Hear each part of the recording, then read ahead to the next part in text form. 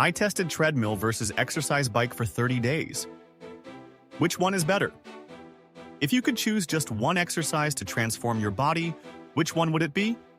Running on the treadmill or cycling on the exercise bike? This is a common question among those who want to improve their fitness, lose weight, or simply adopt a more active lifestyle. But which of these options truly delivers the most benefits? I've always had this question too. So I decided to run real tests. For 30 days, I dedicated myself to each of these exercises separately to find out once and for all which one delivers the best results, carefully analyzing the effects on the body and health. In today's video, I'll share the results of my 30-day tests comparing the treadmill and the exercise bike. Which one is better? Let's find out. It was crucial to follow a strictly identical training protocol for both, ensuring a fair comparison. I'll show how my body reacted week by week, analyzing 7 key aspects, including calorie burn, joint impact, muscle development, aerobic endurance, mental health, accessibility, and cost-effectiveness. Stay with me until the end because that's where I'll reveal the final comparison results, and trust me, the last conclusions are truly surprising. You won't want to miss it. Before we dive in, here's something important. To help you get the best results from your workouts, I've handpicked top-quality treadmills and exercise bikes that truly enhance performance, including the ones I used in this test. Check them out in the video description. Now let's jump straight into the experiments and find out which of these 2 exercises truly transforms the body. Let's go. The training protocol. How did I conduct the test? To ensure the comparison was fair, I followed an identical training protocol for both exercises. On the treadmill, each session lasted 45 minutes. Most of the workouts were continuous running at 7.5 miles per hour, equals to 12 kilometers per hour, with no incline. I maintained this pace 5 times a week. However, once a week, I varied the workout with 4 one-minute sprints at 10 miles per hour, equals to 16 kilometers per hour, alternating with 2 minutes of active recovery. On the exercise bike, the workout also lasted 45 minutes per session. I adjusted the resistance to maintain a power output of 180 watts, equivalent to a moderate to high-intensity ride. Just like on the treadmill, I followed this pace 5 days a week. But once a week, I introduced a variation with 4 30-second sprints at high resistance, followed by 1.5 minutes of light pedaling for recovery. Now that you know how my tests were conducted, let's quickly understand which muscles are worked in each exercise, and then I'll reveal how each exercise impacted my body over 4 weeks. Both exercises engage multiple muscles of the body. Running on the treadmill emphasizes a larger number of muscles because it involves the quadriceps, hamstrings, calves, and glutes. Additionally, it heavily engages the core, which needs to stabilize the body with each stride. One thing I quickly noticed is that the arms also come into action, especially at higher speeds, helping with balance and the natural running motion. The exercise bike, on the other hand, although it also works the entire body, concentrates almost all the effort on the lower limbs. The muscles most activated were the quadriceps, glutes, calves, and hamstrings. Depending on the resistance level used, the stimulus was very similar to a strength training for the legs.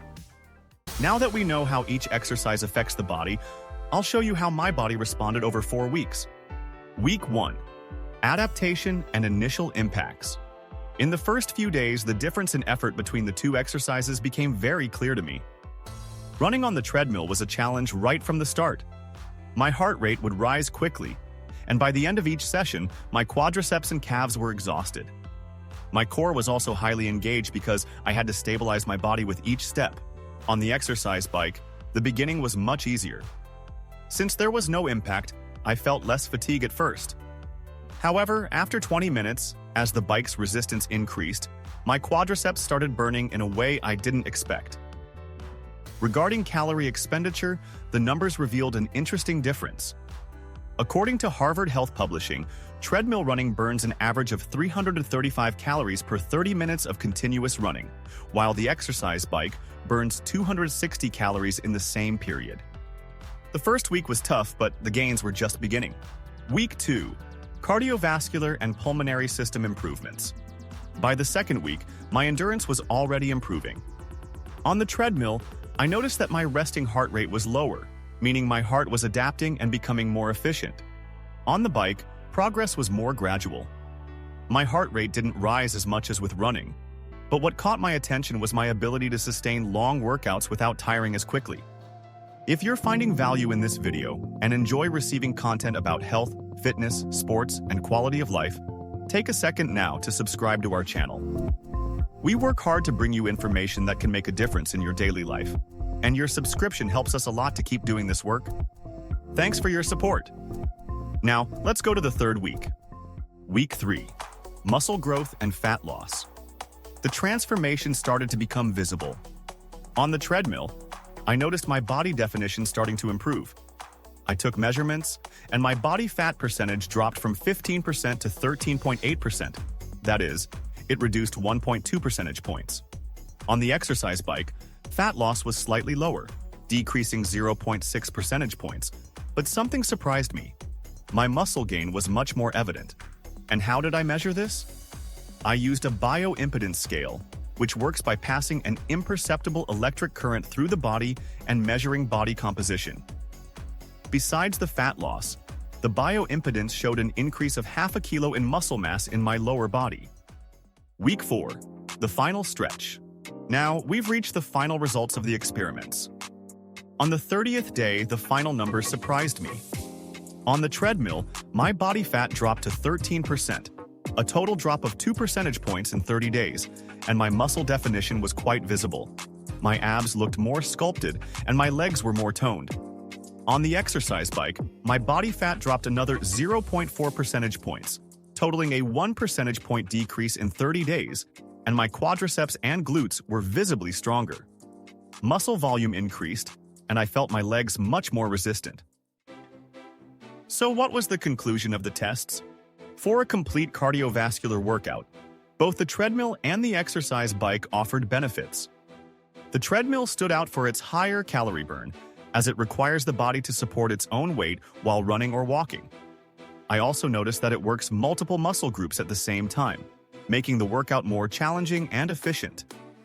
Another great advantage is its versatility, allowing for different types of training, such as walking, jogging, running, and incline variations, making workouts more dynamic. On the other hand, I noticed some disadvantages. The impact of running can be tough on the joints, especially for those with a history of injuries. Additionally, the treadmill takes up more space than the exercise bike, which can be a problem in smaller environments, and its initial investment is usually higher. The exercise bike, on the other hand, is known for its low impact, and I really felt that it was much gentler on my joints. It is a great option for those who have joint pain or are recovering from an injury. Another positive aspect is the variety of workouts you can do, including steady-state cycling, interval training, and hill simulations with resistance. However, I noticed that my calorie burn was lower than on the treadmill, as muscle activation is more concentrated in the lower body. But on the other hand, I gained lean muscle mass, especially in the legs and glutes, as I mentioned in the third week. Another key difference is that the exercise bike is usually more compact and quieter than the treadmill, which can be a great advantage for those living in apartments or with limited space. Additionally, it is generally more affordable, which can also be a deciding factor. If you want to check out the prices, I've left some links in the video description. Over the 30 days, both the exercise bike and the treadmill had a noticeable impact on my mental health. The steady cardio boosted endorphins and serotonin, improving my mood and focus. The treadmill left me feeling more energized and clear-headed, likely due to its weight-bearing movement and adrenaline spikes. Meanwhile, the exercise bike felt more meditative, even when executing it under the strict protocol. In both cases, I experienced better sleep, reduced stress, and an overall sense of well-being. The tests I conducted helped me understand that the choice between the treadmill and the exercise bike depends on the individual's goals, preferences, and physical conditions. The treadmill is ideal for those who want to burn more calories, strengthen the core, and improve bone health. The exercise bike offers an effective low-impact workout, making it great for strengthening the legs and glutes without stressing the joints. Additionally, it is more compact and quieter, making it perfect for home workouts. In the end, the most important thing is choosing the exercise that you enjoy and can maintain consistently.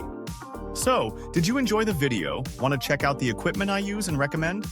If you are thinking about starting running on a treadmill or training on an exercise bike, or if you want to improve your experience even further, I've selected some of my favorite pieces of equipment.